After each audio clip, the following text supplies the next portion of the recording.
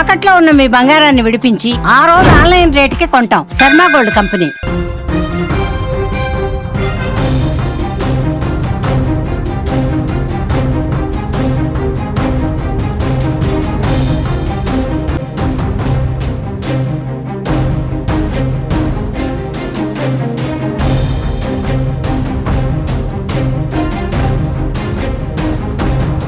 జమ్మూ కశ్మీర్ లక్ష్యంగా ఉగ్రవాదులు మరో దాడికి స్కెచ్ వేసినట్టుగా తెలుస్తోంది.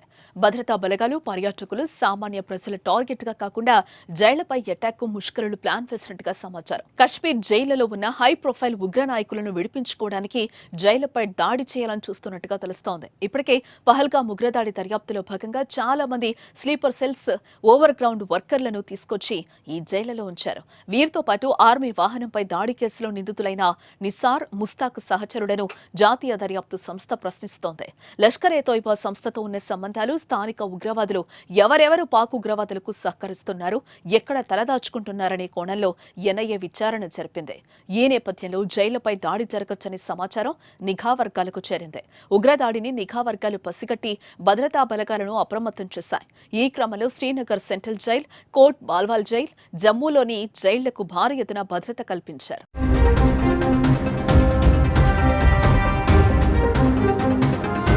పహల్గామ్ ఉగ్రదాడి నేపథ్యంలో స్థానిక ఉగ్రవాదులను ఎన్ఐఏ విచారిస్తోంది. అలాగే పాత కేసుల్లో ఉగ్రవాదులను ఆరా తీస్తోంది.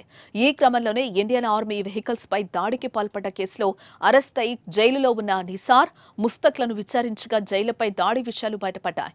గతంలో జైళ్ల సెక్యూరిటీ బాధ్యత సిఆర్పీఎఫ్ చేతిలో ఉండేది. 2023 నుంచి జైళ్ల నిర్వహణ బాధ్యత సిఆర్పీఎఫ్ నుంచి సిఐఎస్ఎఫ్ కు బదిలీ అయ్యింది. ఉగ్రదాడి నేపథ్యంలో సిఐఎస్ఎఫ్ హై అలర్ట్ ప్రకటించింది. జైళ్ల భద్రతపై ఉన్నతాధికారులతో సిఐఎస్ఎఫ్ డైరెక్టర్ సమీక్ష నిర్వహించారు. ఉగ్రదాడి జరిగే అవకాశం ఉన్న జైళ్లలో Srinagar central jail, Kot Bhalwal jail, Jammu jail ఉన్నాయి.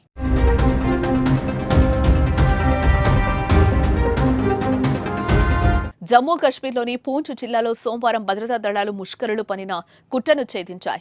సైనిక బలగాలను లక్ష్యంగా చేసుకునేందుకు ఉగ్రవాదులు దాచిన కమ్యూనికేషన్ పరికరాలు, 5 ఐఈడీలను స్వాధీనం చేసుకున్నాయి. ఈ స్థావరం సురాన్ కోటు ప్రాంతానికి అత్యంత సమీపంలోనే ఉంది.